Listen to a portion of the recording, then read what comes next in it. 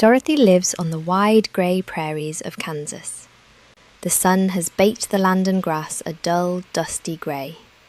Her tiny farmhouse holds just one little room. Aunt Em is thin and grey. The sun and wind long ago wore away her smile. Uncle Henry works from dawn to dark and never laughs. In this grey world, Dorothy's giggles still startle them both. It is Toto who keeps Dorothy from turning grey inside.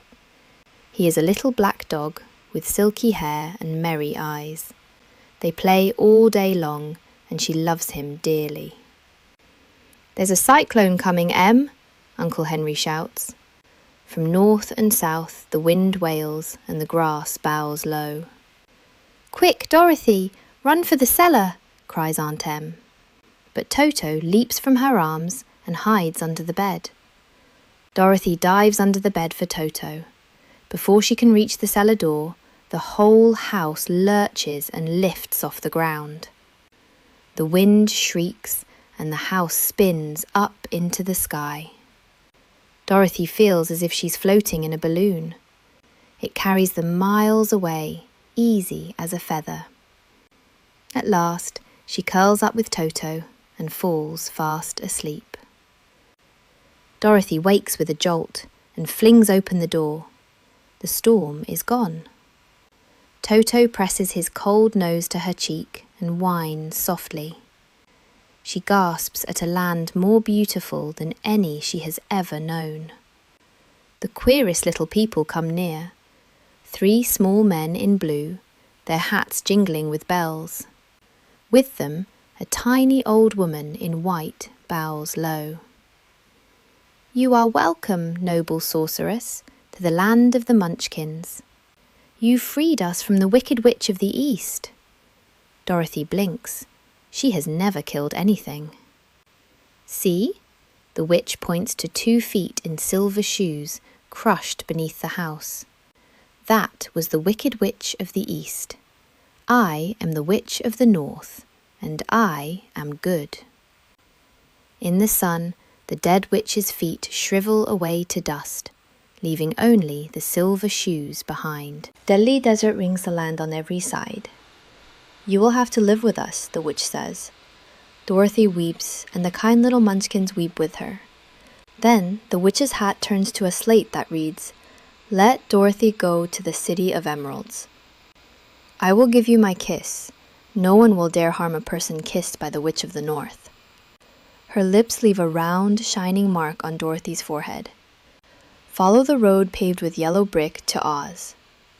Then she spins on her heel and vanishes. Dorothy packs a basket with bread and butter for a long journey. She shares a drink of cool brook water with Toto. With only her little dog for company, she is far from home and ready to go.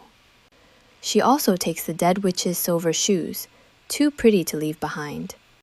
Her old shoes are too worn for the road, so she tries the witch's silver shoes. They fit perfectly, as if made just for her. "Come along, Toto, we'll find the Great Oz." She follows the yellow brick road. By evening, she reaches a feast hosted by a rich munchkin named Bok. They are celebrating their freedom from the Wicked Witch. "You wear silver shoes and white," says Bok. "You must be a friendly witch." Dorothy rests the night, then sets off again on the long road. Past a cornfield, Dorothy spots a scarecrow stuffed with straw perched on a pole. She stares at his painted face, and one eye slowly winks at her. "Good day," says the scarecrow in a husky voice. Dorothy can hardly believe it. Dorothy lifts him off the pole. "I feel like a new man," he says. He has no brains, only straw, and longs to ask Oz for some. So they walk the yellow brick road together toward the Emerald City. "I fear only one thing," he whispers, "a lighted match." The yellow road turns rough and broken. Having no brains, the scarecrow walks straight into a hole and tumbles flat. Toto leaps the gaps. Dorothy lifts her friend up, both laughing. The farms grow fewer, the country lonelier with every step. At noon they rest by a little brook, and Dorothy eats her bread. The Scarecrow never eats. His mouth is only painted straw. She tells him of grey Kansas and the cyclone that carried her here. There is no place like home, she says. He cannot understand why. The Scarecrow tells his story, made just 2 days ago. Set on a pole in a cornfield, he could not move or climb down. A wise old crow saw he was only straw and ate the corn. Brains are the only thing worth having, the crow tells him. Toward evening, they reach a great forest, branches meeting over the road. If this road goes in, it must come out, the Scarecrow reasons. Darkness falls, and Dorothy cannot see at all. She takes the Scarecrow's arm, for he and Toto see well in the dark. Deep in the dark, the Scarecrow spots a little cottage of logs and branches among the trees. Worn out, Dorothy creeps inside and gathers a soft bed of dried leaves. With Toto curled warm against her, she sinks into a deep, sound sleep. The Scarecrow, who never tires, stands watch by the door until morning. Sun pours through the trees, and Dorothy wakes beside her patient Scarecrow. She washes her face at a clear spring and shares the last of the bread with Toto. The basket is nearly empty now. Fed and rested, they set off again, deeper into the silent trees. Following a deep groan through the trees, they find a man made entirely of tin, frozen with his axe in the air. Toto barks at his tin legs. Dorothy and the Scarecrow stare in surprise. "I've been groaning over a year," he says, "and no one has come." "Get an oil can," he begs.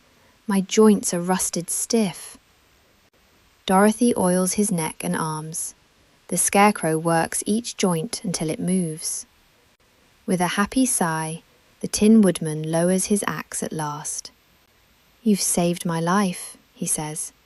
"Where are you going?" "To the Emerald City, to ask the great Oz for help." Could Oz give me a heart? He wonders, and joins their party. When branches block the road, the Tin Woodman chops a clear path for them all. The Scarecrow tumbles into a hole. "My head is only straw," he laughs. "Brains are not the best thing," says the Woodman. "Let me tell you my story."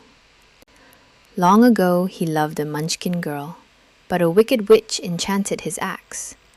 Piece by piece it took him, until a tinsmith made him all of tin, with no heart left inside. "I'll ask Oz for a heart," he vows, "for happiness is the best thing in the world." Dorothy and her friends push deep into a dark, tangled forest. The yellow brick road is buried under dead leaves and branches. Now and then a wild growl echoes from the trees. Toto stays close. Suddenly, a terrible roar splits the air. A great lion bounds onto the road. One swipe sends the Scarecrow spinning to the edge. He strikes the Tin Woodman, but his claws can't dent the tin. Toto charges the beast, barking, and the great lion opens his jaws. Fearless for Toto, Dorothy rushes in and slaps the lion right on the nose. "Don't you dare bite Toto! A big beast picking on a poor little dog." "I know it," the lion sighs, hanging his head. "I'm nothing but a coward." He roars to scare every creature away, yet his own heart pounds with fear. Dorothy stares up at the great beast, no bigger fear left in her, only wonder.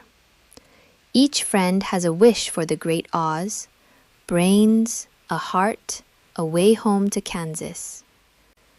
"Could Oz give me courage?" the lion asks. "Just as easily," they tell him. So the cowardly lion joins the journey, striding proudly at Dorothy's side. Later, the Tin Woodman steps on a tiny beetle and weeps with sorrow. His tears trickle into his jaw hinges and rust them shut tight.